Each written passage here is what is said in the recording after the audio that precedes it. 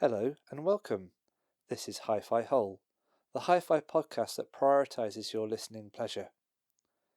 Let's start with the tip. If you have remote controls for your hi-fi equipment, your television, or anything else in the house, go check the batteries. Make sure they aren't leaking. That's something I try and do every few months. Try and catch them early before the leaking battery acid does any damage. Today's topic is Hi-Fi is for everyone. Brackets almost. Yes, of course, we have to offer a few caveats, but more about that later. If you have any thoughts, comments, questions, or opinions, either now or as we go along, related to the subject matter or not, you can drop them to hifi-hole@biscuit.ninja. That's hifi-hole@biscuit.ninja via email, of course. Or you can mention or DM the podcast via Blue Sky, hifi-hole.bsky.social. Again, that's hifi-hole.bsky.social. Or perhaps just give us a follow on Blue Sky and you'll be alerted when the next podcast arrives. Before we get into the subject matter, we've got this episode's standing agenda items. These are a few discussion points I aim to feature in most episodes. They are, of course, subject to change. Number 1 is this show's album recommendation. It's another 2025 release, and this time it's by Viagra Boys, and the album is called Viagra A Boys. It's a play on their name. It's almost self-titled, one might say. Viagra Boys are a post-punk band from Stockholm, Sweden. This is their 4th studio album.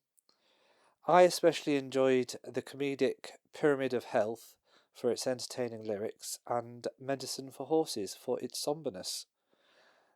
It's a very cheeky, fun take on what I'd call contemporary anxieties.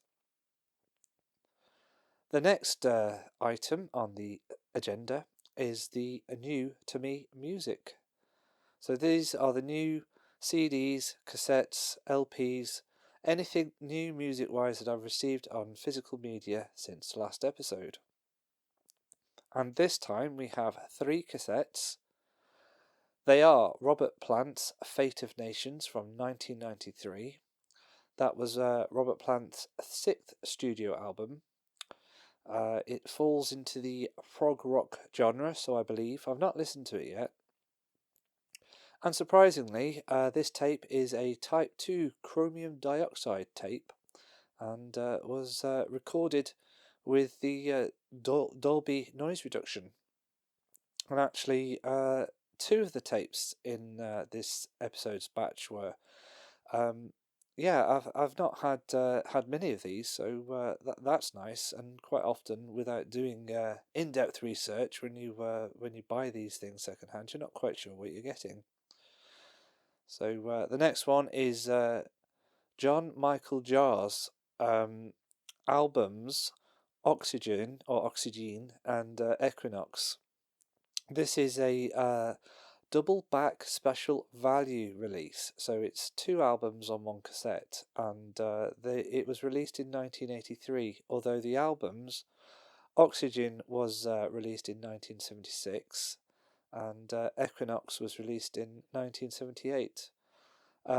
Again, this cassette features Dolby noise reduction, but it's Type 1/ferric tape, so probably not going to sound quite as good as it could.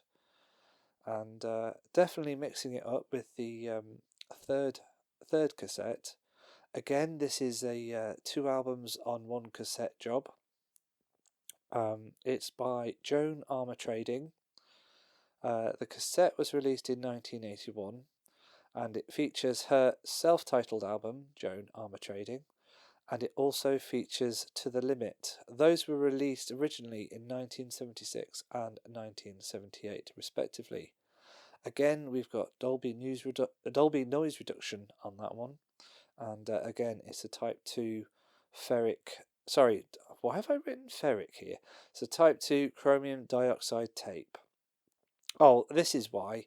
It's a cassette. There's a note in the liner of this one. Words to the effect of recorded on chromium dioxide tape for replay at normal type 1 equalization, which is not something I've come across before, but I suppose I'm only just beginning to dabble in pre-recorded cassettes. Um, and yes, arguably, unless you've got a Nakamichi Dragon, cassettes, well, perhaps they're not considered hi-fi. I don't know. I quite enjoy them though, and my much more modest Yamaha cassette deck um, certainly does the business, I think, in my humble opinion. Additionally, two LPs on vinyl. Joy Division's Closer from 1980 and Bronski Beats The Age of Consent from 1984. Two classics there, which I'm very much looking forward to listening to. Um, they're both secondhand. I think they might both be original pressings, so we'll see how we get on with those. Then, finally, the third standing agenda item. I'm trying to get through these a little quicker this time. This one is hi-fi and gear updates. Now, I'm not expecting to have a hi-fi / gear update for you in every episode. I think it's just rich pickings at the moment. Yeah, this. So I decided to give headphone listening a go. For a couple of reasons. One, my wife bought me some Sennheiser headphones as a birthday present earlier in the year. Those are Sennheiser HD 560S SSs, um, and I haven't really used them very much to date. I've got a digital audio player I use them with occasionally, but they're they are full on headphones. And when I'm out and about, I've usually got the dog with me, so I tend just to use a Bluetooth, either Bluetooth headphones or Bluetooth open ear headphones. So that yeah, I don't really get much opportunity to use them, at least up until now. Um, I bought a FiO K11 desktop DAC and a headphone amp, and I've actually paired it with a. Sorry, just trying to remember this off the top of my head. An SMSL PL150 CD player. Um, First, I'll talk about the DAC. It's not the R2R model. It's just the straightforward Delta Sigma DAC. I forget what type of DAC it is, but I'm going to say it sounds it sounds very competent and clean via the Sennheisers. Maybe bordering on analytical, but it's more than adequate for the type of listening I'm doing. Although I'm very pleased with it overall, there are some minor niggles. It powers on as soon as it receives any potential difference. So if you leave it, say, plugged in to an extension lead or something, and as you sort of turn on everything on that extension lead at the wall, it comes on. So that might be a niggle in some situations. My second niggle with it is it takes a long time to power off. You power it off by pressing in the one knob that it's got. It's got a knurled control for adjusting the volume, adjusting the input, and navigating the menus. And by pushing it in, a short push is input selection. A longer push, about 2 seconds, gets you into the menu settings, and a 6 second push is what's required to turn it off. So that's a little bit annoying. 4 seconds would work. Thirdly, and this is a very minor niggle, it does have a USB digital input on the back of it, but annoyingly, there's no power there. So if you are trying to use, a USB powered device with a digital output, then then you might be a little bit shortchanged. But otherwise, quite happy with it. I think it it has 6 filter settings on it. 5 are sort of various options, and then a sixth no oversampling option. And the default filter mode, yeah, I don't think it's tremendous. I've got it in the no oversampling mode because that's the one in which I think I've had the best results with. So yeah, no oversampling for the win there. I'll talk briefly about the SMSL PL150. So the DAC is quite small. I think it's about 150 millimeters by 150 millimeters by, I don't know, maybe 2.5 centimeters tall, off the top of my head. Don't quote me. Um, the CD player is a similar sort of depth, but it's 205 millimeters wide. It's quite a nicely finished device, and it's not a portable CD player. It's definitely a desktop one, or one that you'd put in with your HiFi where space is tight. Um, but it's very nicely finished. It's got a little display on it which tells you the sort of track number and what it's actually doing.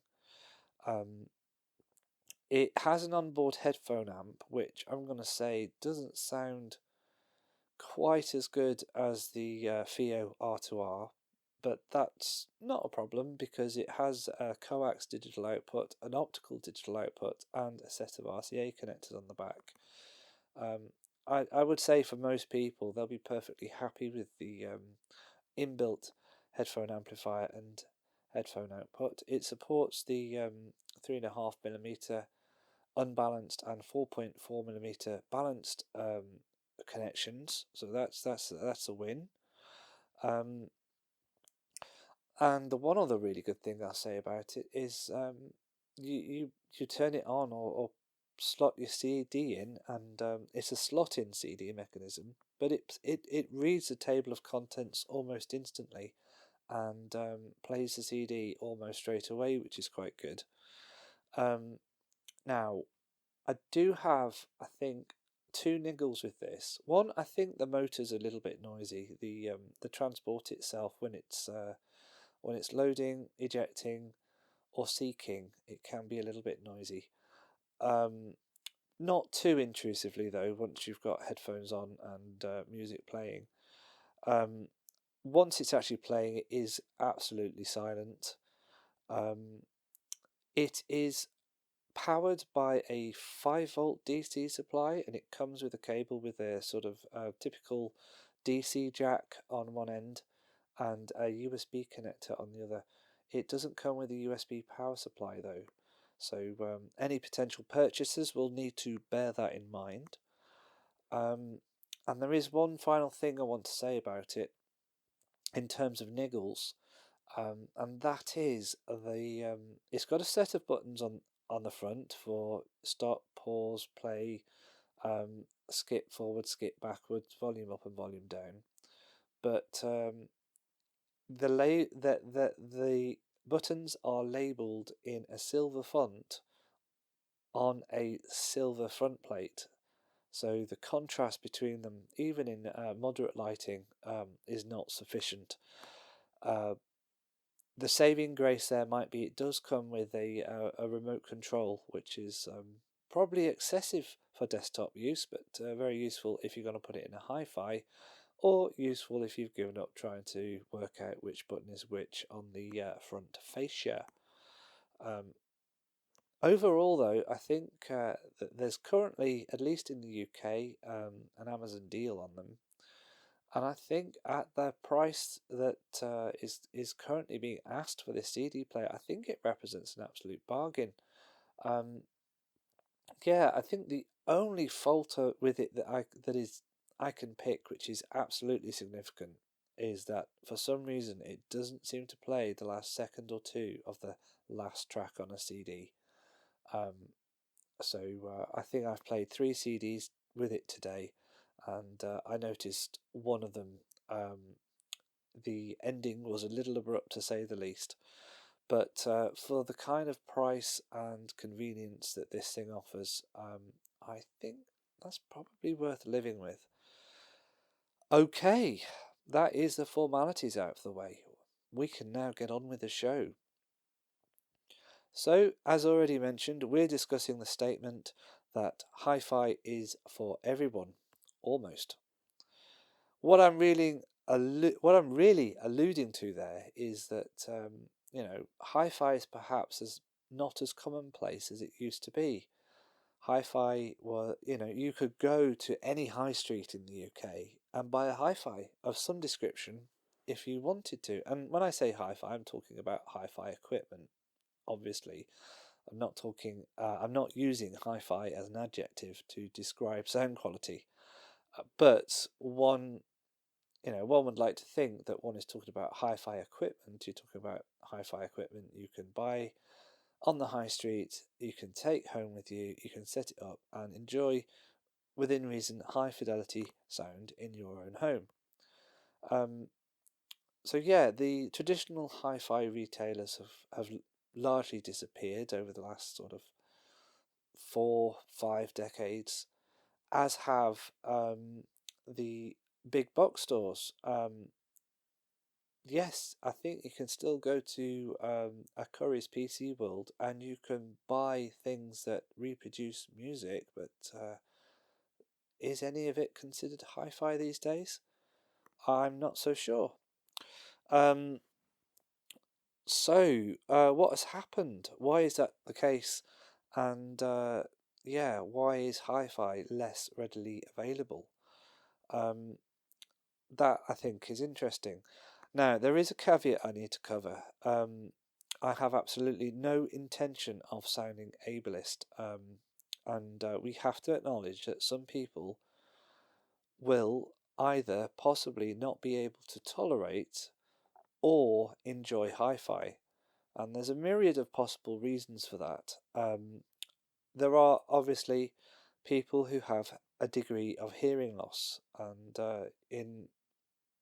for people who have more severe degrees of hearing loss, and even in some cases moderate degrees of hearing loss, they may not enjoy hi-fi or particularly benefit from high fidelity music. There are people who have certain neurological differences. I actually, researching this piece, learned about something called specific musical.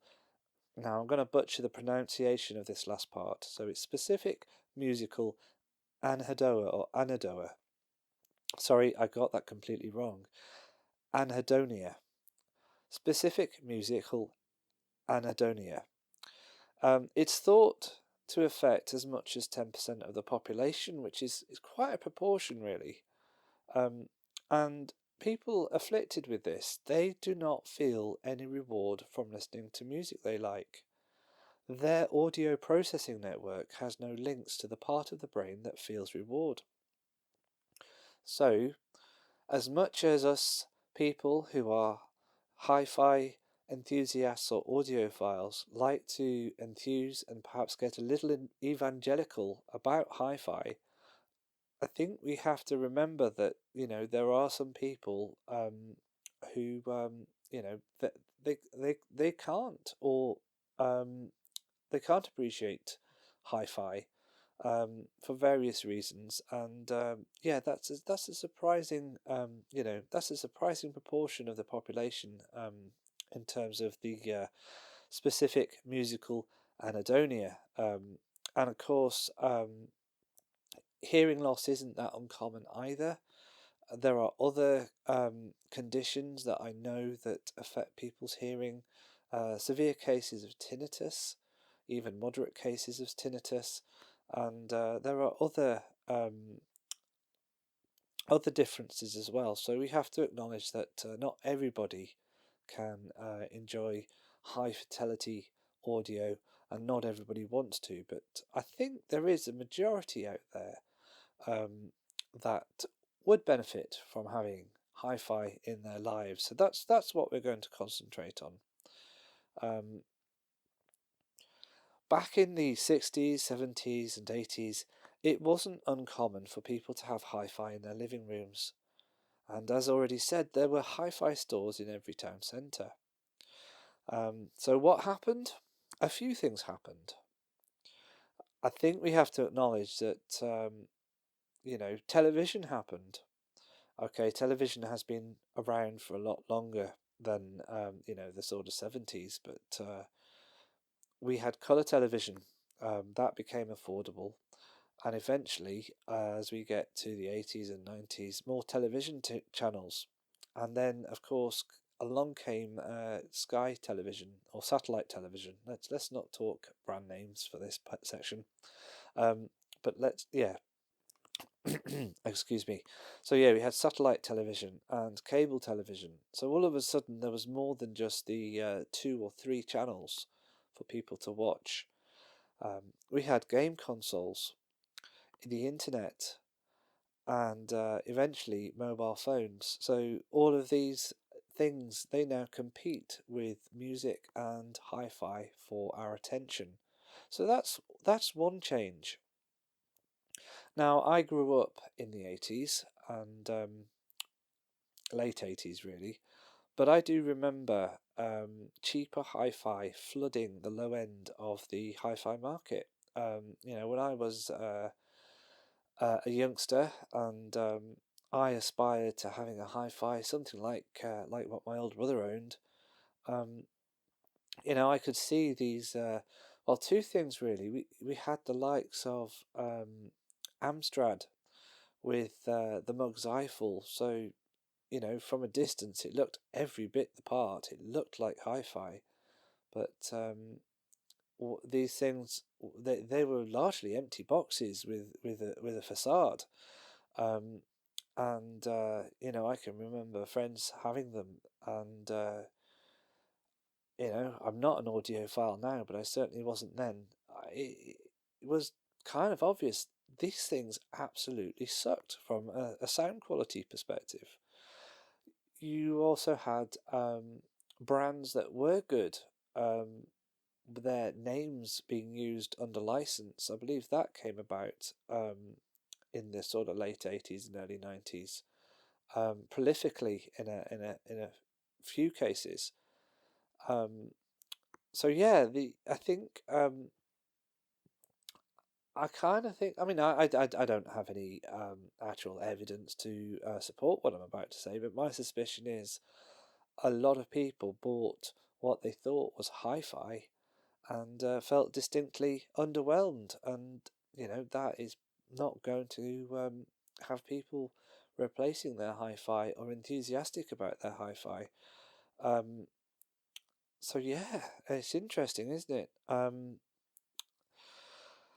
I think, and I do try and avoid politics as far as this podcast goes, but I'm going to get slightly political with this next point, which I think is not something you can ignore when discussing, the demise of hi-fi.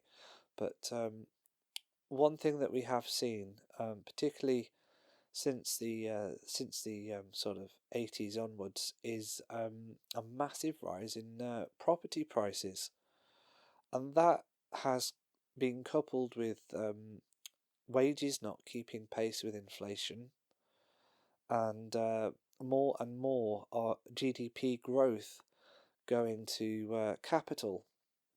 So that is people with wealth who are able to invest, um, receiving most of the benefit from the GDP growth that we as a nation see. I don't want to get any more into that here, but there is what this essentially means is that for the masses, their disposable income in reality has decreased. So they've had to prioritize, their large expenditure on primarily housing, but other costs that are non-optional for most people have also increased. So that leaves people with less disposable income. I also think there's a sort of free time element to this as well. So it's not just about disposable income; it's about free time. It used to be that shops were closed on a Sunday, so there was kind of less to do. But I think more significantly, people or families are working harder. Now that might be a contentious point, but there is evidence out there to support it in terms of younger generations actually, contrary to popular belief, in general, working longer hours. So that's the thing. And also, what has happened, you know, in the 70s, it wasn't uncommon for, if we talk about families, and I appreciate, I don't want to portray stereotypes too much because um, people's living situations vary hugely. But if we talk about families, it was not uncommon for there to be one main breadwinner, which and the problem with having two full-time main breadwinners in a family environment is a lot of activities end up getting crammed into the weekend, whether that's shopping or housework, as I like to call it, domestic engineering. And just anecdotally, I'm ready to retire. This whole business of working 5 days a week and only having 2 days weekend time and trying to squeeze as much into that as possible, particularly when you factor in dependence, it is tough. So yeah, I'm going to say people have a lot less free time, so they don't have the money to buy hi-fi, and even if they did, they don't have the time to really enjoy it. Um, the other thing that's happened is the advent of personal devices. So um, Sony get credit for inventing the Walkman, which changed listening habits. And from there, eventually, we get the iPod and MP3 players, and now we have people streaming via their mobile phones. Um, yeah, I mean, a lot of people just don't see the need to get specialist equipment for music reproduction anymore, which is perfectly understandable. Um, but it does mean this sort of style of personal listening often means that music has become a secondary task. People are listening to music when they're walking or exercising or driving or browsing the internet. And as a result of all these things, hi-fi has left the mainstream, and it has become a niche for those who can afford those that can afford it, either in terms of time or attention or both. Um, and yes, we can talk about the high end in hi-fi as well here. I think a lot of people are given a perception that hi-fi is terribly expensive, and when you see some of the high-end gear and the prices that are asked for it, well, it's understandable that people should take that impression away. The reality is, though, there is still a lot of good budget hi-fi around. An awful lot when you actually look at it in an objective way, and you can get a lot more hi-fi for your money now than you could 30 or 50 years ago. When you take the retail prices of entry-level receivers and amplifiers and sources from sort of like the 70s and 80s and put them into an inflation calculator, they come to far more than the sort of equivalent today.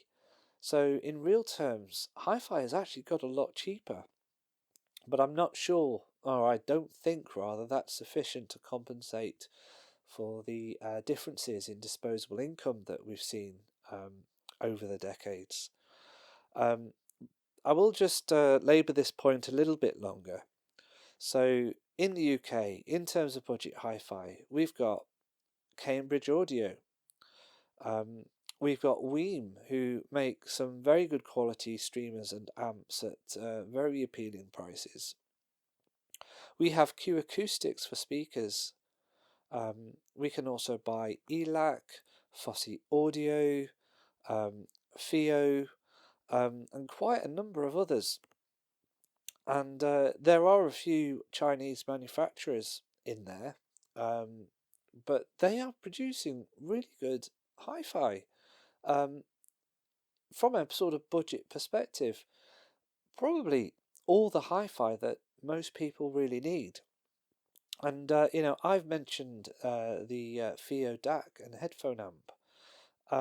I'm very happy with it as someone who is listening to a hi-fi most of the time, at least up until recently, which cost, I think, probably in the region of around about 50 to 70 times that sort of head-fi setup that I've got that I'm enjoying. Um, yeah, I suppose it's a bit less than 50 to 70 times once I've factored in the headphones, of course, which I didn't buy.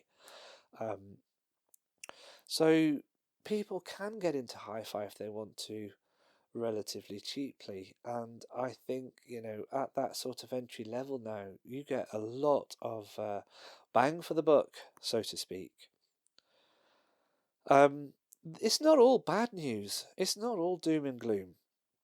Um, I think there's a growing contingent of people who are starting to appreciate what it is to unplug, and that means physical media is coming back, and of course, with that, the means of reproducing it. So, you've got interest in cassettes and mini disc at the niche end, but CD sales and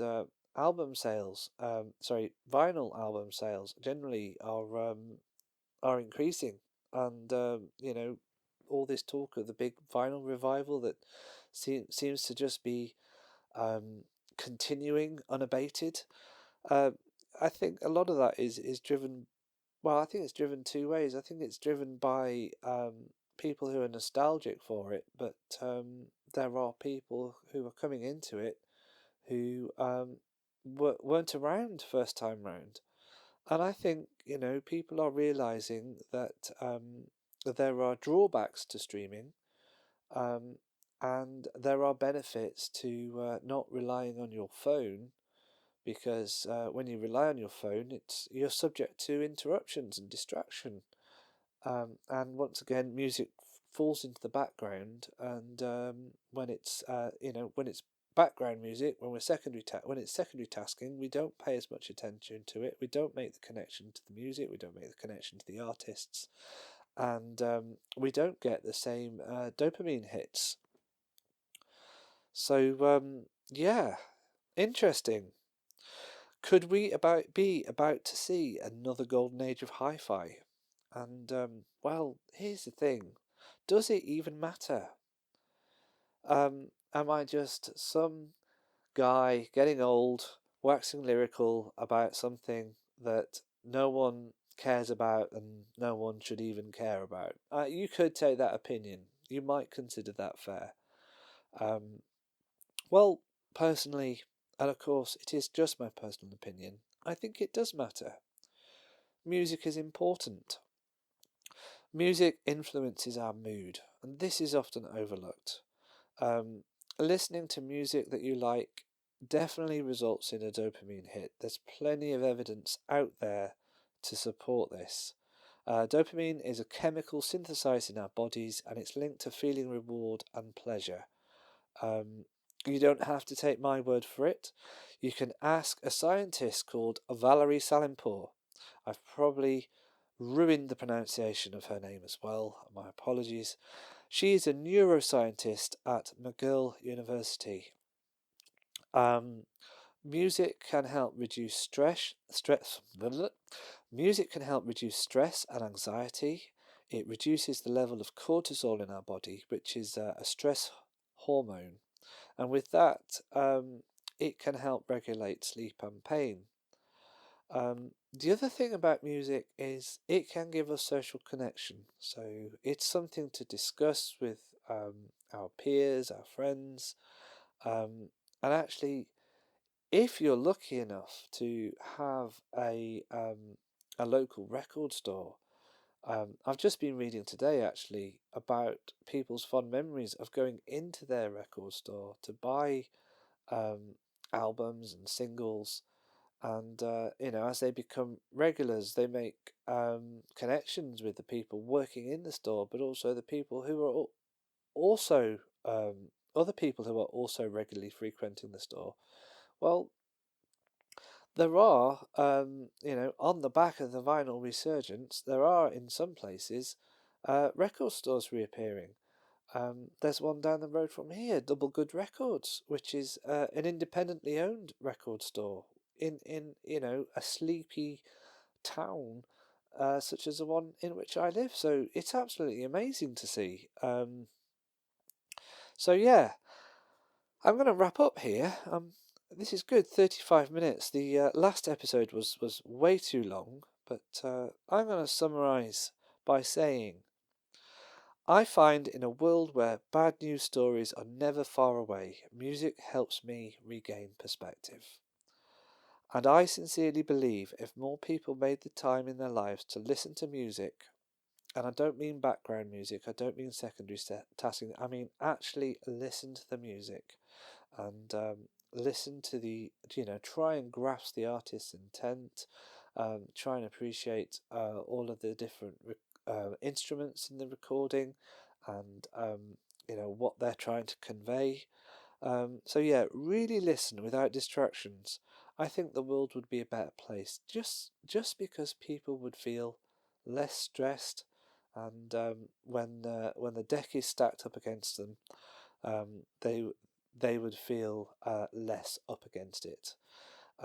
Very easy to say from my ivory tower right now, but you know, I have experienced lots of stressful moments and lots of stressful times in life, and I do find that when I get into that position, just taking half an hour or an hour out, picking an album, putting it on the record player or putting it in the CD player or the cassette player as appropriate, the actual ritual routine, and then phones firmly away, sitting down, listening, and it's just you and the music. It's fantastic. I highly recommend it. That has been Hi-Fi Hole for today. Um, as already mentioned, you can contact us. I would love to hear your perspective on this subject matter, anything else we've discussed previously, or anything you'd like us to discuss in future. This podcast is as much about the listeners as it is about me, and I would love to put forward some of your opinions. So please don't hold back. One last time via email, hifi-hole@biscuit.ninja, and of course you can contact the podcast, contact me via Blue Sky, hifi-hole.bsky.social. That's hifi-hole.bsky.social. Right, enjoy your listening. I shall speak to you next time.